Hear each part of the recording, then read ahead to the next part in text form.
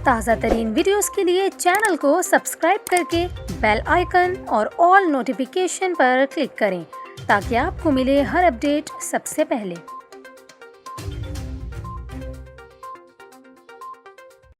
और अभी आपको बताएं, गिलगित बल्तिस्तान के ज़िला गिजर के तहसील यासीन के बालाई इलाके थोई में ज़लज़ले से लैंडस्लाइडिंग हुई, जबकि ज़लज़ले के बाद कई मुकामात पर पहाड़ों से पत्थर भी गिरे। ज़िला गिजर के बालाई इलाके की ये वीडियो आपको भी दिखा रहे हैं, जिसमें देखा जा सकता है कि ज़लज़ले के बायस लैंडस्लाइडिंग हुई है और कई मुकामात पर पहाड़ों से पत्थर भी गिरे हैं। वाज़ेह रहे कि आज़ाद कश्मीर, गिलगित बल्तिस्तान, खैबर पख्तूनख्वा और पंजाब के मुख्तलिफ शहरों में ज़लज़ले के शदीद झटके महसूस किए गए, जिसकी शिद्दत 5.9 रिकॉर्ड की गई। ज़लज़ले से कोई जानी व माली नुकसान की इत्तला नहीं मिली, ताहम ज़लज़ले के झटके काफ़ी शिद्दत से महसूस किए गए।